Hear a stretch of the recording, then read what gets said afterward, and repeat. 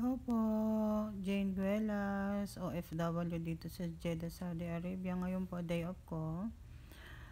Nakapagpahinga na po ako at kanina nagising ako kumain ng almusal. Nakalaban na ako kagabi at ngayon maglilinis ako ng napakakalat naming bahay. Ito lang po ang buhay ng OFW dito sa Saudi. Linis, laba, tulog.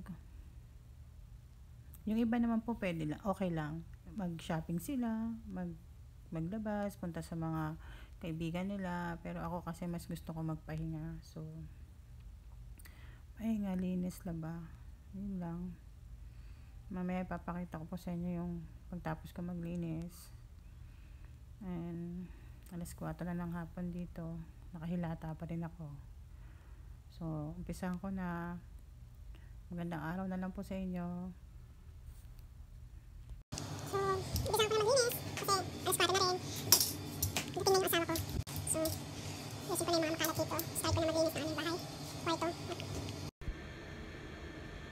So, kwarto namin, ito yung lilinisin ko. So, takes maybe 1 oras, 2 oras paglilinis dito.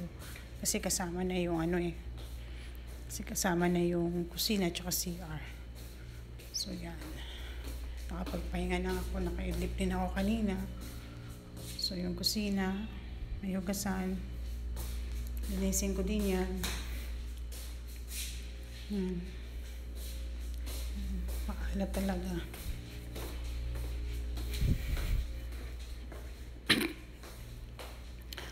Yun. Yan. Aking lilinisin.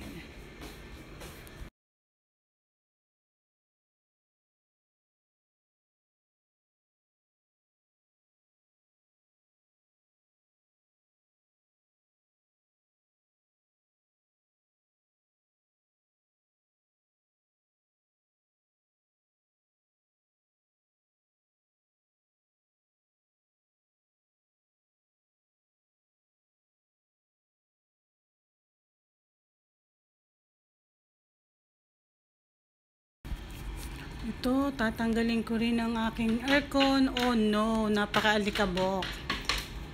Kailangan ko rin siyang linisin. Oh my God, diba?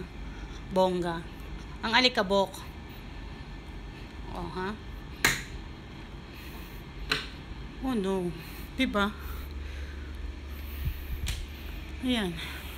Kailangan ding linisin yon. So, yan. Nakalinis na ako dito sa kusina. Yan, yan ang basan. Namap ko na. At hinihinga rin ako. At nagsasahin na rin ako. Nalinis ko na siya.